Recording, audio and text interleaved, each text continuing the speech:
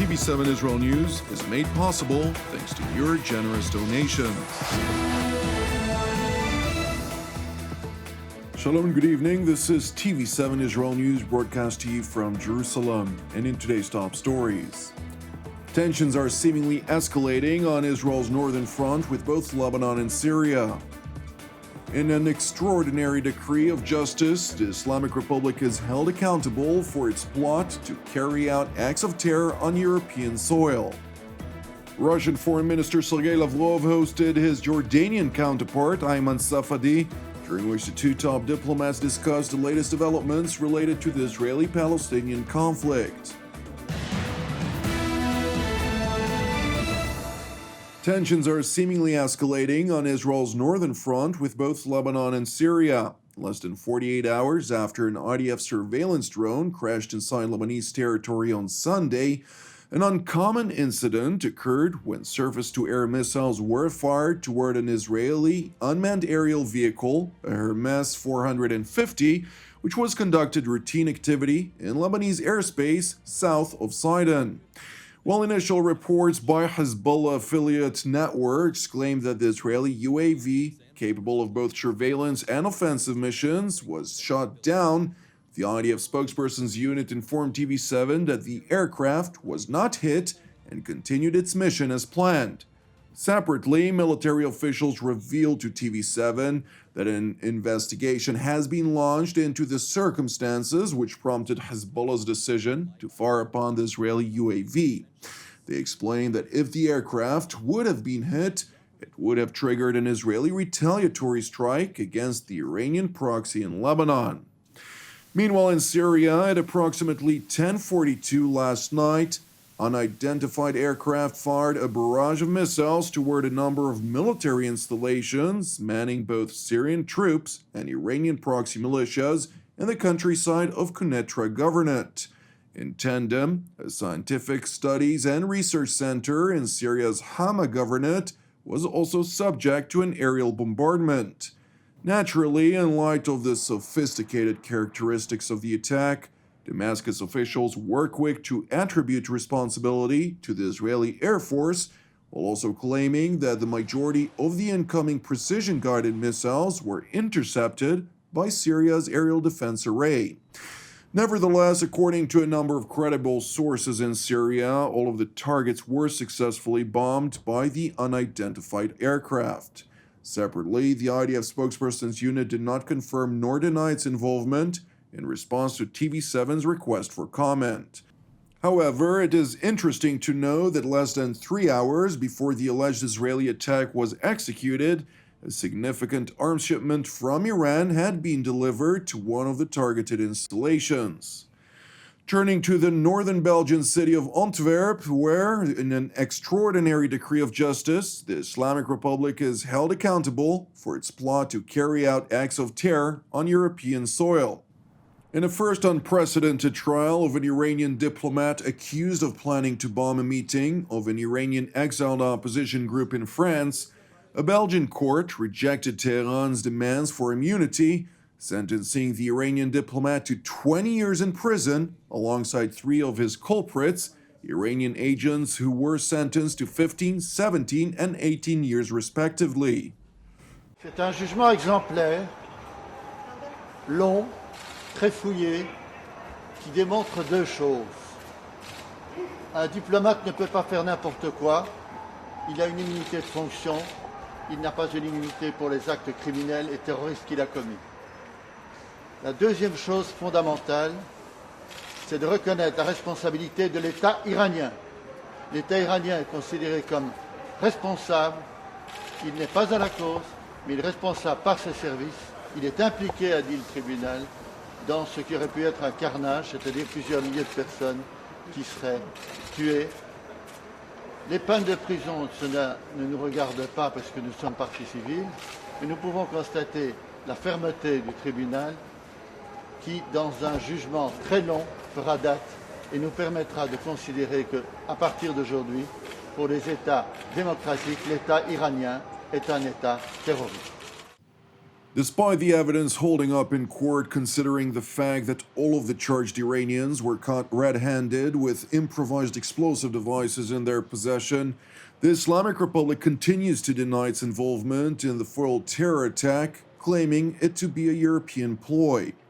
And while a Belgian court managed to hold the Islamic Republic of Iran accountable for its malign behavior on European soil, the International Criminal Court in The Hague passed a ruling in favor of an Iranian case which claims the court's jurisdiction to deliberate the legality of US-imposed sanctions against Iran implemented under the Trump administration over the Ayatollah regime's malign behavior throughout the Middle East and beyond.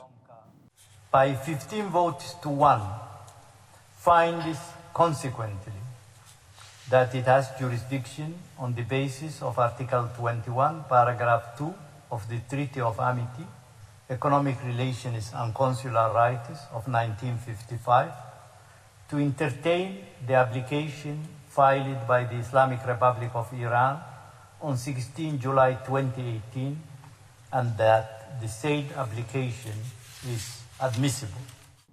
It is important to explain that the Islamic Republic is arguing its position based on a 1955 bilateral friendship pact between Washington and Tehran, a document signed decades before the 1979 Islamic Revolution. However, despite US raising the absurdity of Iran's case, the court decided to reject Washington's preliminary objections to the ICC's jurisdiction, effectively moving forward to deliberate the case. Naturally, the U.S. State Department reacted with profound disappointment. I do. I think in the first instance, I would say that we have great respect for the International Court of Justice. At the same time, we are disappointed that the court did not accept our well-founded legal arguments, that the case Iran brought is outside the court's jurisdiction, and the court should not hear it. While we do not agree with the court's reasoning, today's judgment is a preliminary ruling, not a decision on the merits. While Iran may seek to frame this decision as somehow supporting its view on the merits, the ICJ's rules and case law make plain that a decision on preliminary objections does not prejudge the merits. In the next phase of this case, we'll explain why Iran's claim has no merits. We remain clear-eyed about the dangers posed by Iran's malign activities, and that's, again, why we are undertaking the important diplomacy that we are at the moment and undertaking those consultations that I've referred to. When asked whether the United States intends to signal Iran its intentions vis-à-vis returning into compliance with the 2015 nuclear agreement, the State Department spokesperson said Washington would only do so in consultations with its allies, tactical partners, and the U.S. Congress. So when it comes to those signals, again, that's something we want to make sure we've coordinated closely and calibrated closely with partners, allies, and that we have consulted closely with members of Congress as well. So again, this is, today is February 3rd. We're less than 2 weeks into this administration. We were serious when we said that we want to undertake those consultations with a range of parties, and that's precisely what we're doing. Spokesperson Price was also asked whether the Biden administration has set a red line for Iran's rapidly developing nuclear program after the Islamic Republic informed the International Atomic Energy Agency that it had installed new and more advanced centrifuges at its two main underground nuclear sites, effectively increasing its enrichment capacity times 4. We entered the Iran deal in 2015 with the P5+1.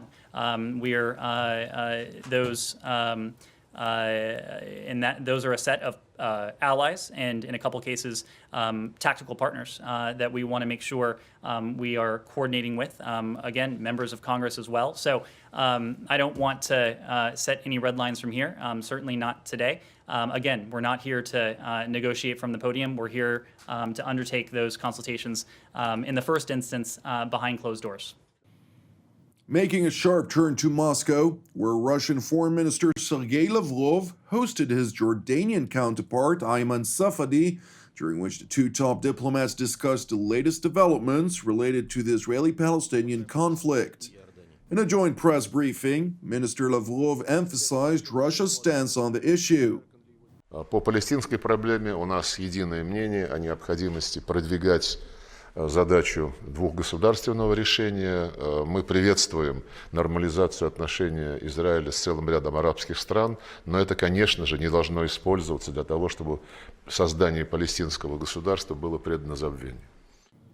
Moscow's top diplomat went on to assert that the direct talks between Israel and the Palestinians would only be possible once the attitude of the Israelis becomes clear following the upcoming Jerusalem elections scheduled for March. When asked whether it was viable to realize intra-Palestinian reconciliation between the rival Ramallah-based Fatah and Gaza-based Hamas factions, Lavrov noted that the so-called Palestinian split is gradually but consistently being resolved. Thank you for watching us. As part of TV7 Israel's prayer initiative, I would like to encourage you today to join myself and the team here in Jerusalem to lift up Russia once again in prayer for its salvation and peace, alongside prayers for our persecuted brothers and sisters around the world, in addition to our ongoing prayers, of course, for the peace of Jerusalem, the salvation of Israel, for all those who are impacted by the corona contagion and its numerous ramifications worldwide. I'm Jonathan Hassan wishing you an Erev Tov U'Mevorach, and we will see you again tomorrow at the same time.